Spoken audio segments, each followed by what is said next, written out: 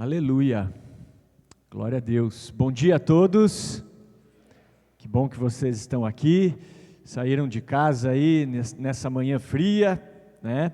Glória a Deus por isso, isso é bênção de Deus aí. Tenho certeza que vocês vão sair daqui com aquele sentimento, né, de que valeu a pena ter deixado aí o seu monte de cobertas e vir à igreja nessa manhã.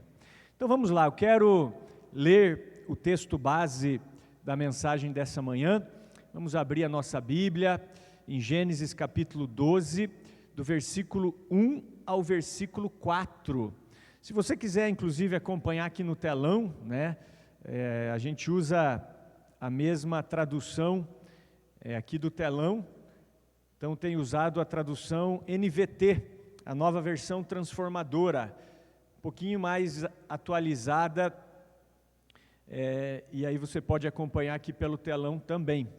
Então vamos lá, Gênesis 12, de 1 a 4, diz assim: O Senhor tinha dito a Abrão: deixe a sua terra natal, seus parentes e a família de seu pai, e vá à terra que eu lhe mostrarei. Farei de você uma grande nação, e o abençoarei e o tornarei famoso, e você será uma bênção para os outros. Abençoarei os que te abençoarem, e amaldiçoarei os que o amaldiçoarem. Por meio de você, todas as famílias da terra serão abençoadas. Então Abrão partiu como o Senhor havia instruído, e Ló foi com ele. Abrão tinha 75 anos quando saiu de Harã. Amém, queridos? Bem, nessa manhã nós vamos refletir sobre essa passagem e vamos falar hoje sobre o chamado de Abrão. Então vocês que têm acompanhado aí as mensagens, vocês sabem que nesse mês de julho nós estamos tratando do tema o chamado de Deus para as nossas vidas. Então qual é o objetivo? O objetivo é estudarmos passagens onde Deus chamou os seus servos para cumprirem um propósito específico. Então nós lemos essas passagens, nós explicamos essas passagens e nós vamos aplicá-las às nossas vidas. Então, por exemplo, semana passada nós estudamos sobre o chamado de Jeremias e hoje nós vamos falar sobre o chamado de Abrão. Aí você pode perguntar, mas pastor, não seria Abraão? Não, queridos, Abrão, ele só passa a se chamar Abraão a partir do capítulo 17 de Gênesis, onde Deus muda o seu nome. Então, Abrão significa pai exaltado, e Abraão significa pai de muitos, ou pai de uma multidão. E o interessante a se destacar já nessa introdução da mensagem, é que Deus chama Abrão quando ele tinha 75 anos de idade, e a sua mulher, Sarai, que depois também teve o seu nome mudado para Sara, ela era estéril, ela não podia ter filhos. Então Deus chama um homem de 75 anos de idade, casado com uma mulher estéril, e promete a esse homem que ele seria pai de muitos, que ele seria pai de multidões. Olha só, vamos ver a questão da Sara não poder ter filhos. Volta um pouquinho a Bíblia, Gênesis 11, 29 e 30. Diz assim: tanto Abrão como Naor se casaram. A mulher de Abrão se chamava Sarai, e a mulher de Naor, Milca. Milca e sua irmã Iscá eram filhas de Harã, irmão de Naor. Sarai, porém, não conseguia engravidar e não tinha filhos. Então Deus chama um homem de 75 anos de idade, que tem uma mulher estéril, e promete que daria a ele uma descendência numerosa. Se você observou o versículo 2 do texto, nós vemos que a promessa é de que Abraão seria uma grande nação. Farei de ti uma grande nação. E quando nós chegamos no capítulo 15 de Gênesis, nós vemos Deus reforçando essa promessa. Ali Deus diz para Abraão: sai da tua tenda, olha para o céu. Deus diz para ele: conta as estrelas se você for capaz. E aí Deus diz para ele: assim será a sua descendência. E aí o versículo 6 de Gênesis 15 diz que Abraão ou Abrão aqui ainda, né? Creu em Deus, e isso lhe foi imputado como justiça. Isso nós precisamos destacar. Abrão creu em Deus, e isso lhe foi imputado como justiça. E daqui nós já podemos extrair o primeiro aprendizado para as nossas vidas.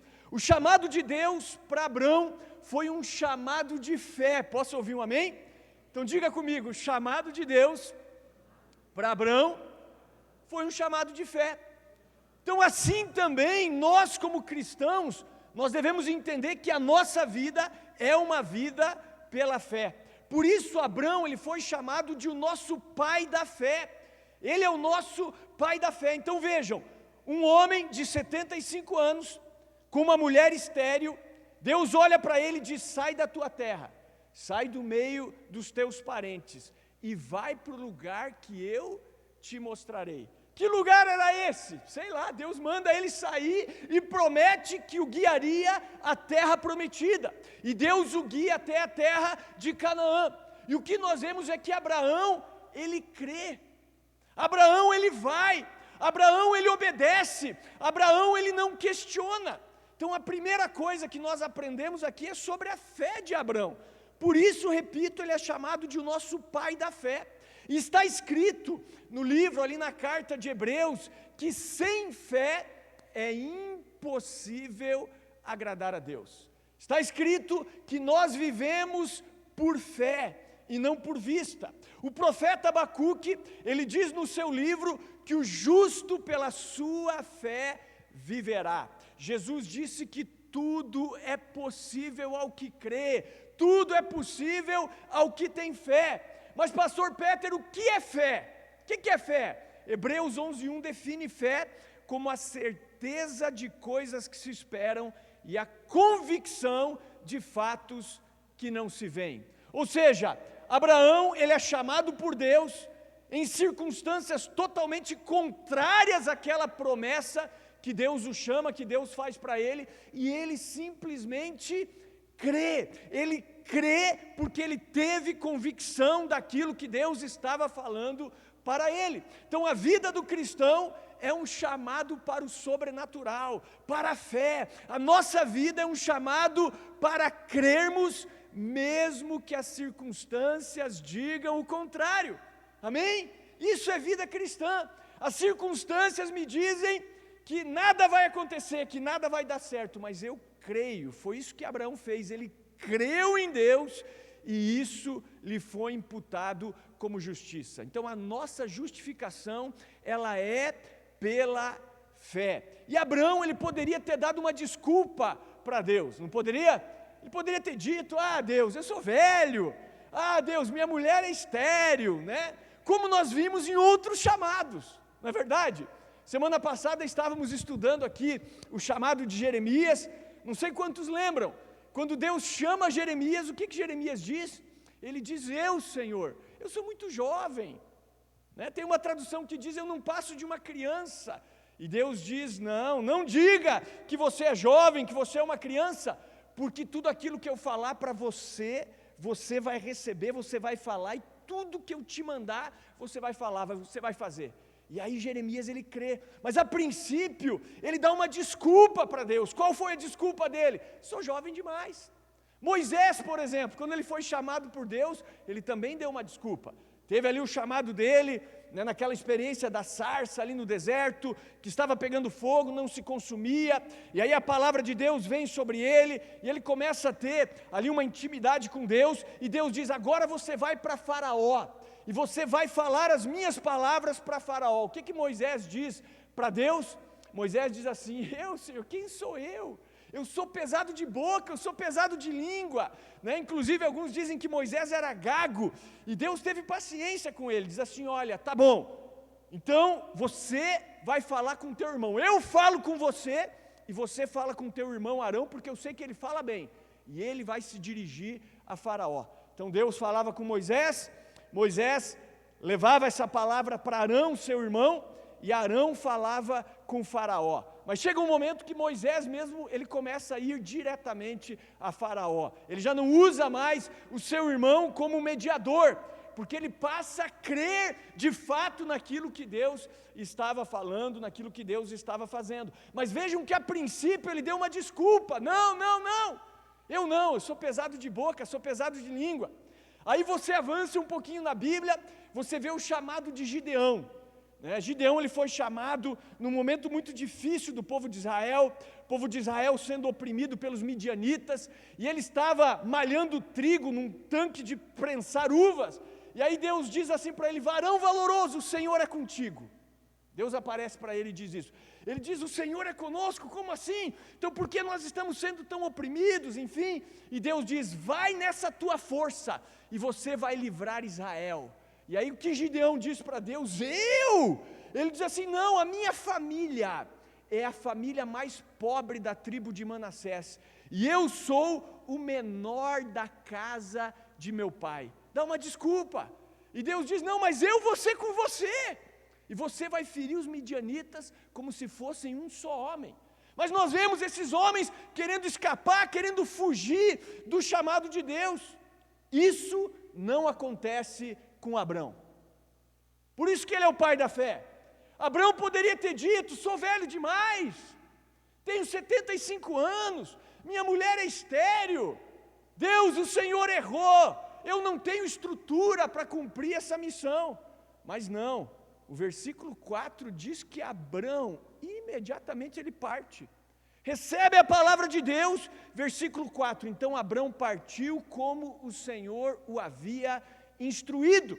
Ele pode até ter sentido um frio na barriga, um temorzinho sobre o futuro, uma ansiedade natural, mas ele creu e agiu. Ele não deu desculpas.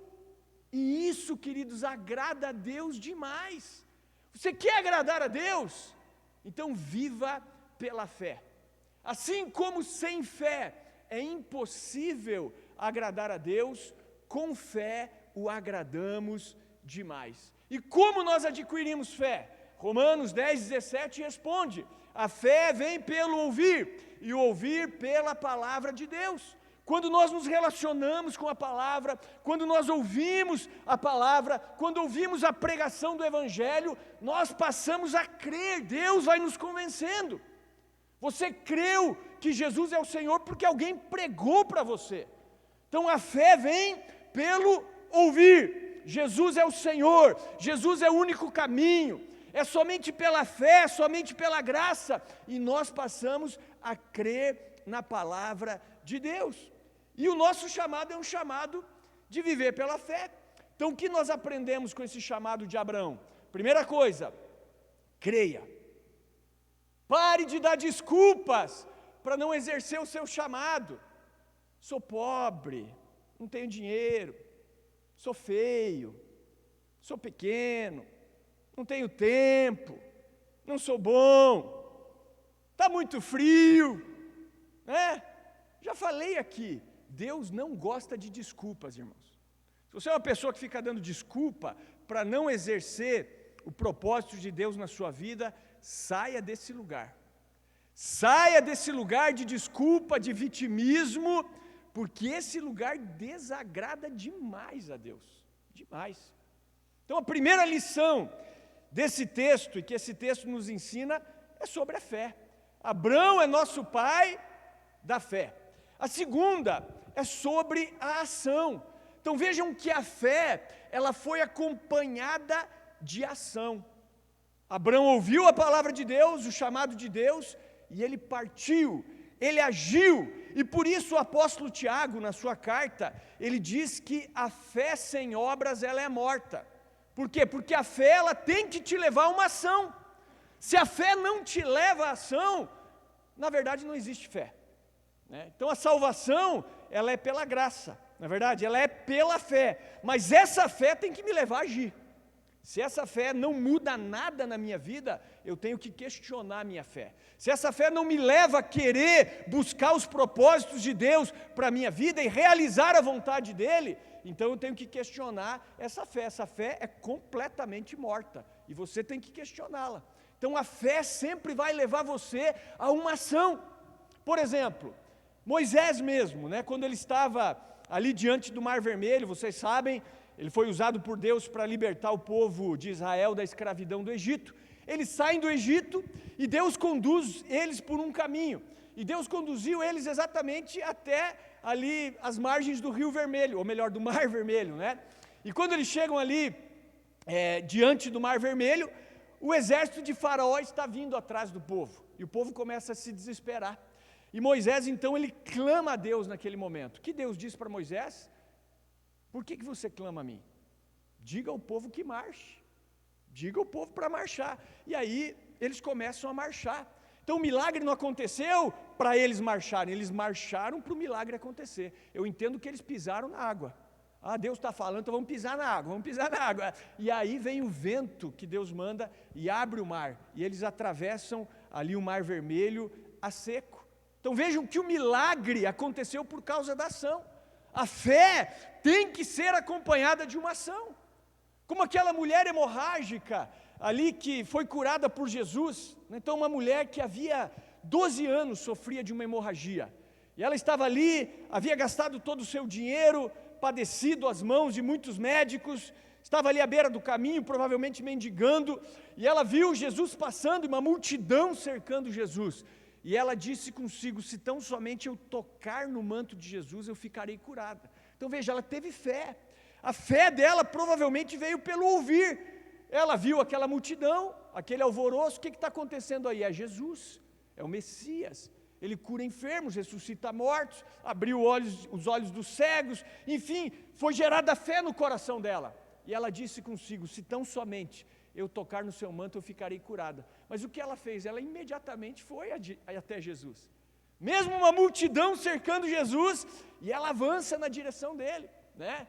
Eu acredito que nesse momento, pelo fato dela ser uma mulher impura, né, uma mulher hemorrágica, isso contribuiu para ela, para que a multidão fosse abrindo, para que ela pudesse passar. Porque era uma multidão, talvez 5.000 pessoas, mais do que isso, era costumeiro seguir Jesus. E como que essa mulher chega até ele? Chega porque a galera foi abrindo, ninguém queria encostar nela, né? Ela era impura, se eu encosto nela eu vou ficar impuro também, então opa, abre aí, a impura está passando. E ela toca no manto de Jesus. Naquele momento, a hemorragia dela estanca, e ela sente no seu corpo, está curada do flagelo. Então vejam que a fé dela foi acompanhada de uma ação, porque a fé deve ser acompanhada de ação. É isso que eu aprendo aqui com Abrão. Naamã, aquele general sírio, relatado no livro de 2 Reis, Naamã, um general sírio, um grande homem, ali diante do seu senhor, o rei da Síria. Ele era um poderoso guerreiro, havia dado muitas vitórias ao seu país, porém aquele homem era leproso. E ele tinha na sua casa uma escrava judia, uma escrava israelita. E aquela escrava disse para a senhora dela, esposa de Amã, ou melhor, de Naamã, disse assim: se o meu senhor Naamã estivesse diante do profeta que está em Samaria, ele ficaria curado da sua lepra. E a mulher fala para Naamã, fala: nossa escrava disse isso, que tem um profeta lá em Samaria que pode curar a tua doença. E ele acredita, e ele vai até Samaria. E ele era um homem importante, um general de um exército, chega diante da casa do profeta com uma comitiva, com presentes, enfim, e o profeta nem recebe ele em casa. O profeta manda um empregado dizer para ele: vai, mergulha 7 vezes no Rio Jordão e tua carne vai ficar sarada, como de uma criança. E ele, quando ouve o empregado ali, o moço de Eliseu, né, que era o profeta, falar isso para ele, fica indignado, né? O orgulho dele fica ferido, porque ele diz: eu imaginei que o profeta viria, estenderia a mão sobre mim, faria uma oração, e eu ficaria curado. Agora ele me manda mergulhar no Rio Jordão. Não são Abana e Farfar, rios de Damasco, muito melhores do que as águas de Israel? E aí os empregados dele olham para ele e dizem assim: Naamã, o profeta pediu uma coisa difícil para você? Ele disse simplesmente: vai, mergulha 7 vezes no Rio Jordão e você vai ser curado. E ali ele se humilha, né? E ele abandona toda aquela sua arrogância, a sua pompa, o seu orgulho, e ele vai até o Rio Jordão, que realmente, o Rio Jordão não é um riozão não, tá, irmãos? Quem pensa que o Rio Jordão é um rio muito simbólico, mas é um rio pequeno. E ele vai até o Rio Jordão, mergulha ali 7 vezes, e quando ele levanta a 7ª vez, a sua carne está completamente curada, está como a carne de uma criança. Então nós vemos aqui que a fé de Naamã levou ele a agir, a fazer aquilo que o profeta mandou. Então a primeira lição que o chamado de Abrão nos ensina é sobre a fé. Amém? Esse é o maior legado que Abrão deixa para nós, a fé. Sem fé é impossível agradar a Deus. A segunda lição é sobre a ação. Então a fé, ela precisa ser acompanhada de ação. Se eu creio, eu ajo, eu faço. Sem fé, as obras são mortas. Agora, sem obras, a fé também é morta. Então uma coisa tem que andar junto com a outra. A fé, ela deve ser acompanhada de obra, ela deve ser acompanhada de ação. Inclusive, muitas coisas na nossa vida só acontecem quando nós agimos, irmãos, né? Você não precisa sentir para fazer, você tem que fazer e acabou. Fazer porque você crê, porque eu creio, porque eu estou debaixo de uma palavra, então eu vou agir, e aí Deus ele vai garantir você. Então, quando você está debaixo de uma palavra de Deus, o que você precisa é agir. Posso ouvir um amém?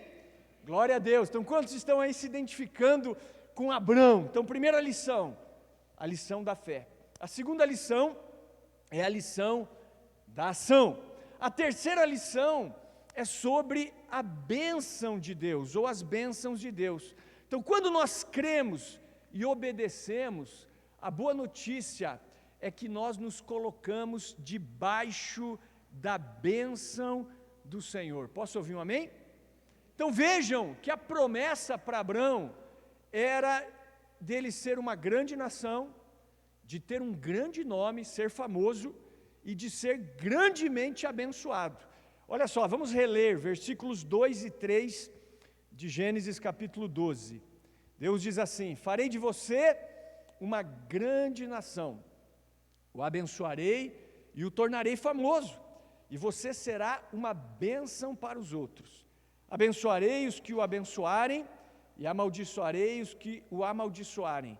Por meio de você, todas as famílias da terra serão abençoadas. Amém? Então você é abençoado hoje, eu sou abençoado hoje por causa da fé de Abrão. Todos nós somos filhos de Abrão, como eu falei, pela fé, filhos dele pela fé. Então nós vemos na palavra, quando você vai estudar a Bíblia, que obedecer ao Senhor, pôr em prática os princípios da sua palavra, nos coloca num lugar de bênção. O que é bênção? Bênção é um lugar que você se coloca ali, né? Então, em várias passagens da Bíblia, nós nos deparamos com as bênçãos da obediência e as maldições da desobediência. Quando você obedece, você crê, você age, você obedece, você se coloca num lugar de proteção, num lugar de bênção. Então, a obediência, que é a ação aqui, como eu falei, é uma prova de que você crê na palavra de Deus. E a desobediência é uma prova de que você não crê. E quando você obedece, você se coloca debaixo de um guarda-chuva, você se coloca debaixo da proteção de Deus. E a desobediência te retira desse lugar. Por isso que algumas pessoas são tão abençoadas, e outras, parece que tudo é difícil, parece que as coisas não andam. E quando eu digo ser abençoado, tá, irmão, não é só você prosperar financeiramente, etc. e tal, não quero entrar nessa linha de teologia da prosperidade, mas é você estar debaixo da bênção de Deus mesmo, né? Você vê que Deus te guia, Deus te supre, as coisas acontecem, porque você está num lugar de bênção. Então eu quero que você pense, em quais áreas da sua vida você está desalinhado, por exemplo, com a palavra de Deus, com a vontade de Deus. Põe ordem na casa, irmão. Arruma aí a tua vida, senão automaticamente você está se colocando debaixo de maldição. E a responsabilidade não é de Deus. Não adianta nada, pastor, ore por mim, vamos fazer jejum, vamos fazer isso. Se você não estiver alinhado com aquilo que Deus falou na sua palavra, não vai dar nada certo, irmão. Agora, a partir do momento que você corrige o que precisa ser corrigido, está alinhado com os princípios da palavra de Deus, você se coloca debaixo do guarda-chuva de Deus, e Deus promete te abençoar. Amém? Então Abraão creu em Deus, ele agiu e o Senhor passou a abençoá-lo. Olha só que promessa maravilhosa, em Gênesis 15:1, olha só, vamos avançar um pouquinho. Diz assim: algum tempo depois, o Senhor falou a Abrão em uma visão e lhe disse: não tenha medo, Abrão, pois eu serei o seu escudo e a sua recompensa será muito grande. Então nós vemos que todos os homens que aceitaram o chamado de Deus, Deus promete: ó, eu estarei com você, eu vou ser o teu escudo. Eu falei de Gideão, Deus prometeu: eu vou ser contigo, Gideão, e você vai ferir os medianitas como se fosse um só homem. Jeremias, nós estudamos, né, semana passada, Deus diz: eu vou fazer de você um muro de bronze, vão lutar contra você e não vão prevalecer. Sabe por quê? Porque eu sou contigo. Então a maior bênção é você ter certeza: o Senhor está comigo nessa minha jornada. Se você vai ser rico ou não, se o teu sonho pessoal vai se realizar ou não, não importa. O importante é o Senhor estar com você nessa jornada. Essa é a maior bênção que nós podemos levar para a nossa vida, ter certeza: o Senhor está comigo nessa jornada. Então obedeça, põe em prática os princípios da palavra de Deus, aquilo que está escrito e você sabe que é princípio e não pratica, comece a praticar. Aí você vai se colocar nesse lugar onde Deus, Ele vai ser contigo, e vão lutar contra você, não vão prevalecer. Não vão prevalecer, porque o Senhor é com você, em nome de Jesus. E para finalizar, já estou finalizando aqui, mensagem mais rápida hoje, versículo 1. Então eu vou finalizar com o primeiro versículo, né? Gênesis capítulo 12, versículo 1, olha só que interessante. O Senhor tinha dito a Abrão: deixe a sua terra natal, seus parentes e a família de seu pai, e vá à terra que eu lhe mostrarei. Então olha só, Deus manda ele sair da casa dele, da parentela dele, da terra natal dele. Então o que nós podemos trazer para a nossa vida baseado nisso? Quero dizer para você o seguinte: deixe alguns ambientes para trás. Abraão recebe o chamado para abandonar sua terra natal, seus parentes e iniciar uma nova vida. Então, se você quer agradar a Deus, alguns ambientes precisam ser abandonados, ídolos precisam ser renunciados, prazeres precisam ser mortificados. O que Abraão fez é o que nós chamamos de santificação. O que é santificação, pastor Peter? Santo é aquele que se separa do mundo, do pecado e se dedica a Deus. Foi o que ele fez. Ele foi chamado para abandonar sua casa, sua parentela, aquela terra que ele vivia, que era uma terra de idolatria, de apostasia, de pecado. Agora você vai ser santo para mim. Deus o chamou para sair daquele ambiente, um ambiente nocivo, de idolatria, de apostasia, e começar uma nova vida. Então assim também, irmãos, a palavra de Deus para nós hoje é a seguinte: deixe ambientes que são nocivos para você. Existem pessoas e ambientes que nós precisamos deixar para trás. Pensa aí, nas influências, nos ambientes que você precisa renunciar para viver uma vida agradável a Deus. As pessoas que você precisa deixar de seguir e ouvir.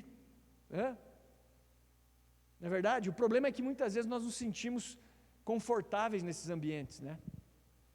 Eu, assim, graças a Deus, Deus sempre me dá uma lição se eu estou indo para um ambiente que é nocivo. Vocês sabem, né? Deus me tirou do meio esportivo, me tirou daquele lugar, me mandou sair daquele lugar, né? Para viver uma nova história. Mas alguns anos atrás, os meus colegas que jogaram comigo no Curitiba, eles montaram um grupo do WhatsApp: vamos voltar a se reunir para jogar bola. Falei: tá bom, vamos lá, vamos jogar bola. Marcaram lá, fui jogar, né? Ou estava super bem fisicamente, né? Não que eu não esteja agora, mas na época eu ainda jogava bola, né? E bem e tal, e pô, me destaquei lá. E os caras: meu Deus, cara, você está igual, você está, pô, do mesmo jeito que quando a gente jogava e tal. Aí já começaram a querer marcar, me chamar para jogo aqui, jogo ali e tal. Foi bem nessa época que eu fui jogar em Pinhais com os irmãos da igreja e eu rompi meu ligamento, né? E eu senti, falei para minha esposa: isso aqui é sinal de Deus, não é para mim estar com o Senhor. Deus já me tirou desse ambiente me tirou de perto dessa galera, agora eu quero voltar, não que eu quisesse, né? Mas eu tenho certeza que Deus já fez aquilo para cortar pela raiz o mal. E a partir daquele momento eu disse, não jogo mais futebol. Então não me convide, né, porque não jogo mais. Pastor, você não joga mais? Não jogo mais. Né? Já corrigi, o ligamento está restaurado, está tudo certo, mas eu decidi não ir mais, porque eu sei como é que é, né? Você começa aí, aí começa a surgir um monte de convites. Então tem ambientes que não são para você.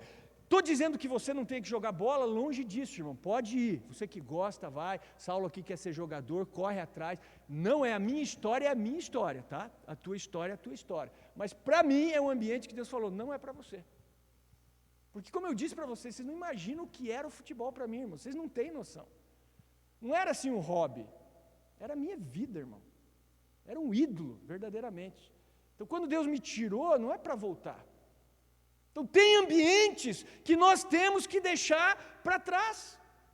E o problema é esse, às vezes você está confortável num ambiente de idolatria, de apostasia, de pecado, né?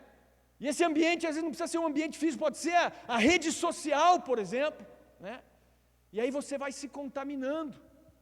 O apóstolo Paulo diz que as más conversações corrompem os bons costumes. As más companhias, outra tradução diz, corrompem os bons costumes. E glória a Deus, eu tenho visto algumas pessoas aqui na igreja crescerem muito espiritualmente, serem transformadas de dentro para fora. E sabe qual é uma das características dessas pessoas? Elas estão constantemente em ambientes marcados pela graça e pela unção. As pessoas estão presentes. Então no ambiente, tem o congresso, tem a reunião dos homens, estamos lá, estamos na cela, estamos sendo ministrados, e aí a pessoa vai recebendo palavra, e a pessoa vai sendo transformada. Então quando você está num ambiente marcado pela graça e pela unção, você vai mudando, porque Deus vai transformando você. E aí você percebe, não, esse tipo de ambiente aqui já não serve mais para mim. Inclusive eu recebi uma palavra no Imersão, né, recebi várias, né? Porque eu andei no meio dos profetas, então sempre vinha, né? Quero dizer para vocês, e uma das palavras é águia anda com águia, o irmão falou para mim, águia anda com águia, né?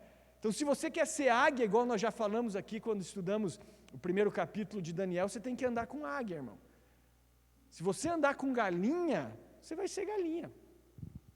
Então se você quer ser como Abrão, abençoado, deixe os ambientes de carnalidade, de ostentação, vá para a presença de Deus, se separe para Ele, busque a santificação. Está escrito, santificai-vos, pois amanhã o Senhor fará maravilhas no meio de vós. Sem santificação, ninguém verá o Senhor. Então a quarta lição dessa passagem é a santificação de Abrão. Ele deixa o ambiente de idolatria para viver uma vida dentro do propósito de Deus. Portanto, finalizando já, a primeira lição que o chamado de Abrão nos ensina é sobre fé.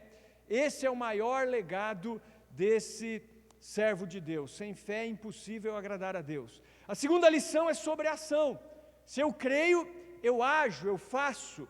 A fé sem obras, ela é morta.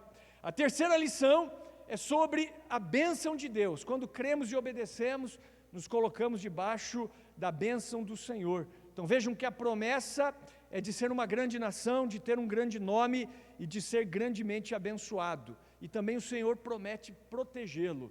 E a quarta lição dessa passagem é a santificação. Abrão deixa esse ambiente de idolatria para viver uma vida dentro do propósito de Deus. Posso ouvir um amém? Então, o chamado de Deus para você é desafiador, para mim também.